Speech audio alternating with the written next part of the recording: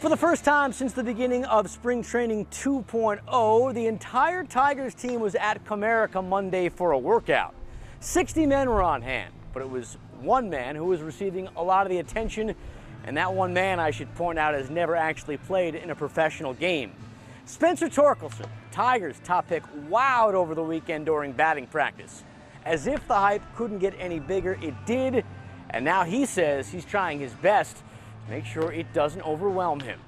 In the comic world, they say Avengers Assemble. Monday at Comerica Park, we got the baseball version of that. Tigers Assemble. For the first time since Spring Training 2.0 began, the entire Tigers team came together for a workout. Now, one might think after a couple months off, they'd be rusty. But pitcher Matthew Boyd says that's not the case. Initially, Michigan State head coach Tom Izzo said he didn't fully understand the dangers of the coronavirus. Now, he's singing a much different tune. I've never been through a pandemic, neither have you. But what I've done is I've realized that this is serious business. In an exclusive interview with 13 on Your Side Thursday, the longtime Spartan basketball boss said he's learned a lot about the virus during the past couple months. And make no mistake, he's worried that it could have an effect on the upcoming athletic year. When you look at what happened yesterday with the Ivy League, they've canceled fall sports. Now it's sliding into winter sports. How much of a concern is this for you right now? It's a concern. You know, a lot of times the Big Ten has followed things since we are considered the second best academic conference to the Ivy League. You know, are we going to react to that? What's happened there? Izzo isn't sure about that answer, but he is sure about this. I don't want to hear from the political people. I want to hear from the medical people. If the medical people tell me what to do, and that's the people I'm listening to. So for now, he's playing it safe. He believes there's still a chance for sports in 2020, but he says it's only going to happen if everyone does their part as well. Could it drag into football season? Yes. Could it drag into basketball season? Yes. I think we got to get our arms around this. And I think if we get our arms around it, we'll conquer it. It won't be easy, but like winning a championship, Izzo says it's going to take a little teamwork and a lot of commitment. Mike Lissette, 13 on Your Side Sports. Whether it's with a person or a passion, you never know when you might fall in love. For 18-year-old Brianna Treppens, she'll never forget the moment it happened to her. There's districts, regionals, and stuff like that. We got pretty far.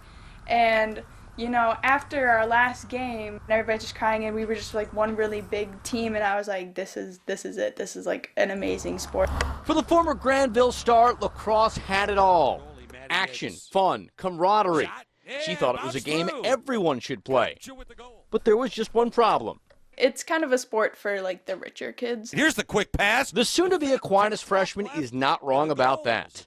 A brand new stick costs over $200. Cleats are another $200.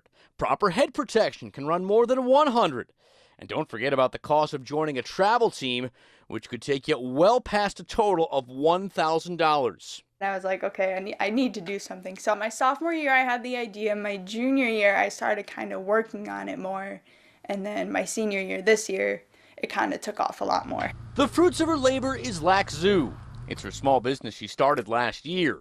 While it hasn't made a profit yet from selling T-shirts, it has resulted in getting dozens of sticks to kids in West Michigan looking to get in the game. I talked to a couple of the local college coaches. I got some of them to kind of help me out and like send in a couple of sticks. Treppens actually strings each stick by hand. Each one takes about 2 hours, and yes, there is an art. Some people ask me, they're like, you're just doing this for the money? You're just trying to be famous? No, I really just want to be able to make lacrosse accessible to everybody.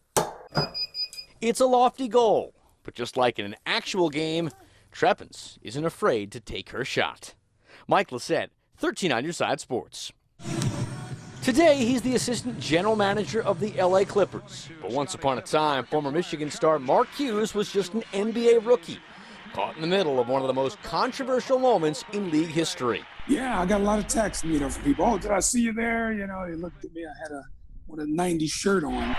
It was the typical look for the Muskegon native in 1991. Hughes never got to play for the Pistons at all that season. Thomas for lane here.